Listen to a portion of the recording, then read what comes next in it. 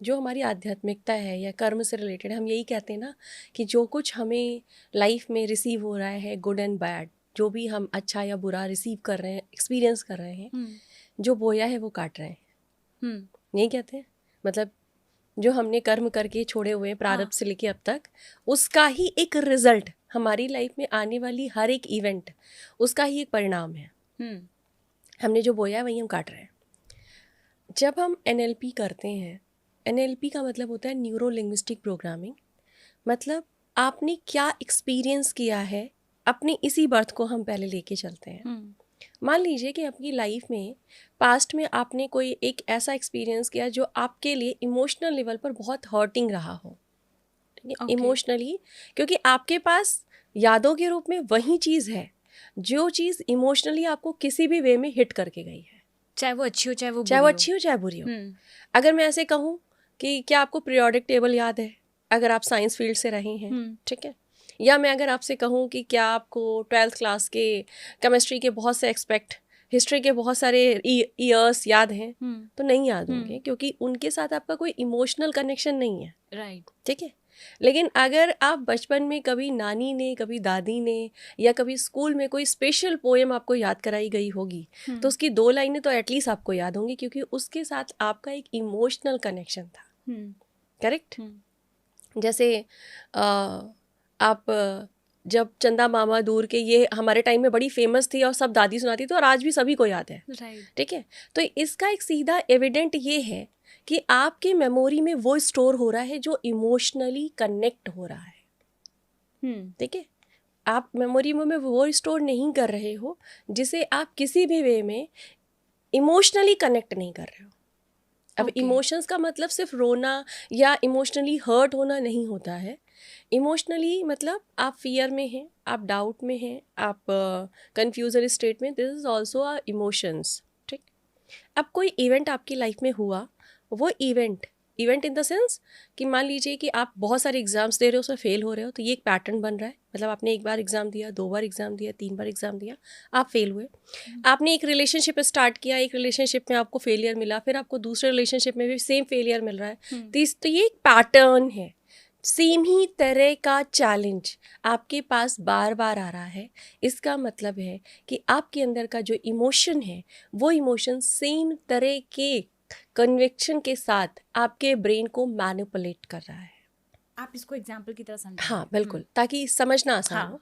मान लीजिए कि आपके पास रिलेशनशिप को लेकर चलते हैं, क्योंकि इससे बहुत लोग रिलेट कर लेंगे, ठीक है। रिलेशन का मतलब सिर्फ पार्टनर के साथ नहीं होता, वो रिलेशन किसी के साथ भी हो सकता है, ठीक है। एक बार आपने किसी के साथ दोस्ती करी या आपके पार्टनर के साथ आपका रिश्ता है, वो ब्रेक हुआ।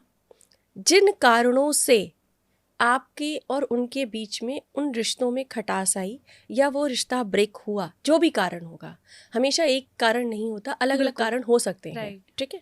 कभी बातचीत अच्छी नहीं लगी, कभी सामने वाला का बहुत डोमिनेटेड होना पसंद नहीं आ रहा है, या रीज़न कुछ भी हो सकता है। लेकिन एक पर्सन, हम कहते हैं 2 इंसान अलग अलग होते हैं। एक पर्सन को आपने किसी भी वजह से छोड़ दिया या वो ब्रेक हो गए, दोनों का सही से नहीं बैठा और आप अलग हो गए।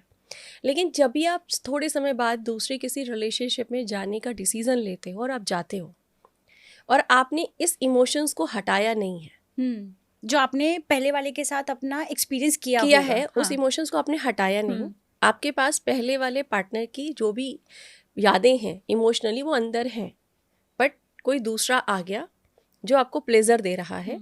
तो प्लेजर भी ना एक निश्चित समय तक होता है। जब नया नया स्टार्ट होता है तो बड़ा अच्छा लगता है।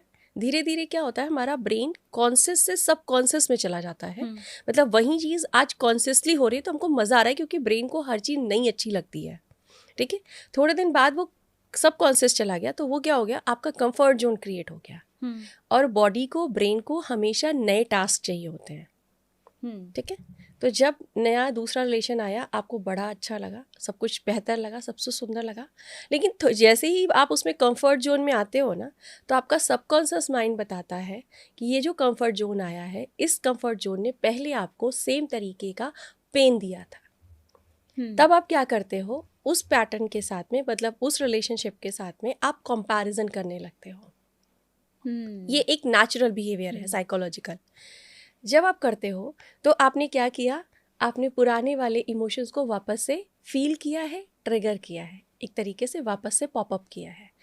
आप देखोगे कि सेम उसके साथ जो कॉन्फ्लिक्शन आनी शुरू हुई है वो सेम तरीके के कारण की वजह से आ रही है। अगर पहले आपका डोमिनेशन दिक्कत दे रहा था, प्रेजेंट मोमेंट में वो डोमिनेशन ही वापस आया है। ओके, ठीक है, ठीक है। अब ये क्या हुआ, पहला भी डोमिनेशन था, दूसरा भी डोमिनेशन है, हाँ। यानी एक पैटर्न बना। 2% अलग बिहेवियर हो सकता था। एक घर में एक भाई और बहन होते, दोनों का बिहेवियर बिल्कुल अलग होता है। आपके जीवन में आने वाला हर एक व्यक्ति एक जैसा कैसे हो सकता है? तो ये एनर्जी है आपके अंदर की जो वैसे ही व्यवहार को रखने वाले व्यक्ति को आकर्षित कर रही है। ठीक है, क्योंकि आपका ब्रेन एक फ्रिक्वेंसी में काम करता है। आपके चारों तरफ एक क्वांटम फिजिक्स के अनुसार आपके चारों तरफ एक वेवलेंथ है जिसको बूमब्रेन थ्योरी कहते हैं। उसके अनुसार ही कोई सामने आ रहा है। चाहे आपके जीवन में कुछ भी हो रहा है ना, ये पॉडकास्ट भी हो रहा है, तो ये कभी ना कहीं मेरे या आपके दिमाग में आया होगा कि हमें ये करना है। राइट, ठीक है, तो ये अट्रैक्शन है एक तरीके का। यानी अब आप क्या सोचना शुरू करते हो, यार ये पहले वाला जैसे था वैसा ही दूसरा वाला है। मेरी लाइफ में ऐसे ही लोग क्यों आते हैं? लोगों के आने में चैलेंज नहीं है, आपके सबकॉन्शियस माइंड में जिस तरह का एक्सपीरियंस है वो इम्पॉर्टेंट है। अब जो एक्सपीरियंस आपने लिया, जो बैड एक्सपीरियंस आपने लिया, लोग कहते हैं ना, अरे तुम्हारे साथ ये इंसान इसलिए बुरा कर रहा है क्योंकि तुमने किसी जन्म में उस इंसान के साथ बुरा किया होगा। हाँ, ठीक है, हाँ। इसलिए ये सेम इंसान तुम्हारे जीवन में आकर तुम्हारे साथ बुरा कर रहा है। ठीक है, तो अगर हम इसे कर्म से आप जोड़ दें, मतलब आपके ब्रेन मेमोरी के साथ साथ अब हम इसे कर्म से जोड़ दें, तो ये जो सबकॉन्शियस माइंड में इमोशंस पड़ा हुआ है प्रेजेंट मोमेंट का, ये आपके पास्ट किसी बर्थ के कर्म की एनर्जी के साथ जुड़ गया। Okay. थोड़ा सा इसको और मैं एक्सप्लेन करने की हाँ, कोशिश हाँ, करती हूँ। थोड़ा ध्यान से समझेंगे तो अपनी लाइफ को ज़्यादा बेटर चेंज कर पाएंगे। ठीक है, अभी जो इवेंट छोड़ देते हैं। आपका जो पार्टनर है, जो हमने नेगेटिव इमोशंस लिए 2 पार्टनर के साथ में, ठीक है, हमने ये मान लिया कि ये जो 2 पार्टनर हमारी ज़िंदगी में आए, ये इसलिए आए क्योंकि हमने शायद किसी जन्म में गलत किया था। ठीक है, उसकी वजह से ये आए और इन्होंने हमारे जीवन में कोई नेगेटिव इमोशंस या ब्रेकडाउन्स दिए। ठीक है, अब जब एनएलपी हम करते हैं तो हम क्या करते हैं एनएलपी में कि आपके पास्ट के जो भी मेमोरीज हैं उनमें एक इमेज होती है। ब्रेन हमारा इमेज में बात करता है। जैसे अगर मैंने आपसे कहा कि आंचल जी, आपके पॉडकास्ट में कोई एक व्यक्ति आया होगा जिसने आपको बहुत ही ज़्यादा अलग लेवल पे एक्सपीरियंस कराया होगा, उसके नॉलेज से आप बहुत सरप्राइज हुए होंगे, तो जिसने भी सरप्राइज किया होगा उसका चेहरा इस वक्त आपके दिमाग में होगा। ठीक है, आपके स्माइल बता रही है, ठीक, कि हाँ वो सच में याद आया। तो यानी जो आपका ब्रेन है वो इमेज में मेमोरी को रखता है, शब्दों में नहीं। ठीक, एनएलपी क्या करता है, आपकी उन इमेजेस को डिलीट करवाता है।